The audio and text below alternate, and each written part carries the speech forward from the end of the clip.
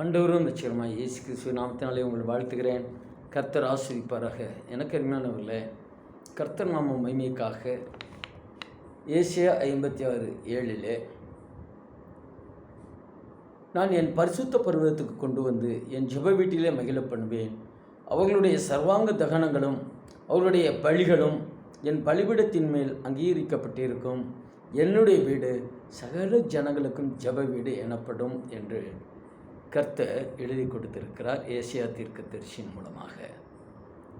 என் பரிசுத்த பர்வதத்துக்கு கொண்டு வந்து, எனக்கு அருமையானவர்களே, ஒவ்வொரு மனிதனும் பரிசுத்த பர்வதத்துக்கு கர்த்தரால் கொண்டு வரப்பட வேண்டும். கர்த்தரால் இயேசு கிறிஸ்துவை அறிந்து ரட்சிக்கப்பட்டு, பரிசுத்த பர்வதம் என்றால் சபை, பரிசுத்த எருசலேம் என்றால் சபை, இந்த சபைக்கு தான் கொண்டு வர வேண்டும் என்று கொண்டு வருவேன் என்று கர்த்தர் வாக்கு பண்ணுகிறார்.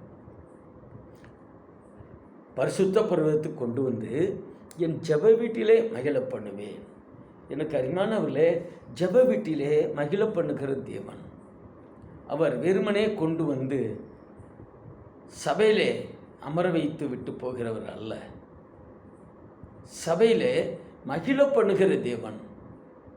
அவர் ஜனங்களுக்கு, ரட்சிக்கப்பட்ட பாக்கியவான்கள், சபையிலே அனுதினம் சேர்க்கப்பட்டவர்களுக்கு மகிழ பண்ணுகிற தேவன் கர்த்தர். யாரெல்லாம் சபையிலே வந்து இருக்கிறார்களோ அவர்களுக்கு மகிழ்ச்சி உண்டு. சபையில் தாங்க மகிழ்ச்சி, இந்த உலகத்தில் மகிழ்ச்சி கிடையாது. சபையில் நான் என் பரிசுத்த பர்வதத்துக்கு கொண்டு வந்து என் ஜெப வீட்டில் மகிழ பண்ணுவேன். அவர்களுடைய சர்வாங்க தகனங்களும் அவர்களுடைய பலிகளும் என் பலிபீடத்தின் மேல் அங்கீகரிக்கப்பட்டிருக்கும். என்னுடைய வீடு சகல ஜனங்களுக்கும் ஜெப வீடு. ஸோ இப்படி பரிசுத்தமாக்கப்பட்ட ஜனங்கள் சபைக்கு கொண்டு வரப்பட்டு மகிழ பண்ணுகிற கர்த்தர் அவர்களுடைய பலிகளை அங்கீகரிக்கிறவராக இருக்கிறார். சபைக்கு கொண்டு வரப்படுகிறார்கள், மகிழ பண்ணப்படுகிறார்கள். அவர்கள் பலி, துதி பலி, காணிக்கை பலி எல்லாவற்றையும் கர்த்தர் அங்கீகரிப்பார். அந்த அங்கீகரிக்கிறது மட்டுமல்லாமல், பலிபீடத்தின் மேல் அங்கீகரிக்கிறது மட்டுமல்லாமல், என்னுடைய வீடு சகல ஜனங்களுக்கும் ஜெப வீடு. எனக்கு அருமையானவர்களே, ஜெப வீட்டிற்கு வந்தால் உங்களுக்கு சந்தோஷம் உண்டு. ஜெப வீட்டிற்கு வந்தால் உங்கள் துதி பலி, ஆராதனை பலி, காணிக்கை பலி எல்லாவற்றையும் கர்த்தர் அங்கீகரிக்கிறவராய் இருக்கிறார். எனவே கர்த்தர் நாம மகிமைக்காக சபைக்கு வர வேண்டும். இந்த சபை கிறிஸ்துவின் சரீரம் என்று சொல்லப்படுகிறது. இந்த சபை கிறிஸ்துவின் சரீரம் என்று, இதோ ஜனங்கள் சேர்க்கப்படுகிறவர்கள் அவயவங்கள், உறுப்புகள் என்று வேதம் சொல்லுகிறது. எனவே இந்த சபையாகிய சரீரத்தில் கொண்டு வந்து கர்த்தர் அவர்களை மகிழ பண்ணுகிறார். இவர்களை ஒவ்வொருவரையும் பரிசுத்தமாக்கப்பட்டு ரட்சிக்கப்பட்ட ஒரு இரத்தத்தினால் கழுவப்பட்டவர்களை கொண்டு வந்து மகிழ பண்ணுகிறார். எப்படி என்றால், அவர் துக்கத்தை சுமந்து தீர்த்தவர். அவர் துக்கத்தை சுமந்து தீர்த்ததினால் நமக்கு மகிழ பண்ணுகிறவராயிருக்கிறார், மகிழ்ச்சியை தருகிறவராயிருக்கிறார். எனவே எனக்கு அருமையானவர்களே, சபை ரொம்ப முக்கியம்.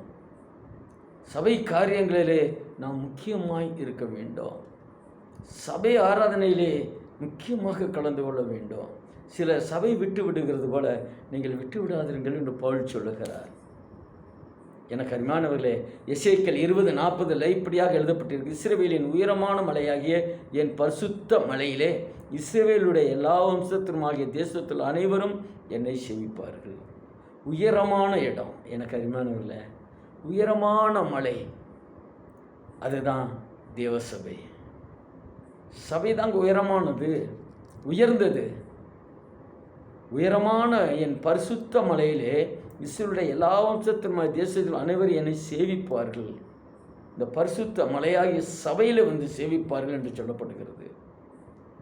அங்கே அவர்கள் மேல் பிரியம் வைப்பேன். எனக்கு அருமையானவர்களை, யாரெல்லாம் சபையில் வந்து தேவனை சேவிக்கிறார்களோ அவர்கள் மேல் பிரியம் வைப்பேன் என்று கர்த்தர் சொல்லுகிறார். அவர் பிரியம் வைக்க வேண்டுமா? சபையில் அங்கமாயிருங்க. கர்த்தர் பிரியம் வைக்க வேண்டுமா? அவர் உங்கள் மேல் பிரியமாக இருக்க வேண்டுமா? சபையில் அங்கமாக இருங்க. சபையில் வந்து சேவிங்க. சபையில் தான் உங்களுக்கு மகிழ்ச்சி இருக்கிறது. சபையில் தான் சமாதானம், சந்தோஷம், அன்பின் நைக்கும். அது இல்லாதபடி தரித்திரத்தை நீக்குகிற வசனங்கள் சபையிலே கிடைக்கும்.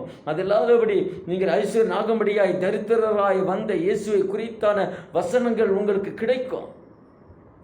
அந்த வசனத்தை பின்பற்றி வாழ சபைதான் முக்கியம்.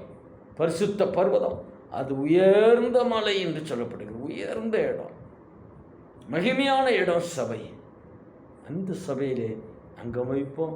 அந்த சபையிலே பயபக்தியோடு வந்து கர்த்தரை சேவித்துக் கொள்வோம். கர்த்தர் ஆசீர்வதிப்பாராக.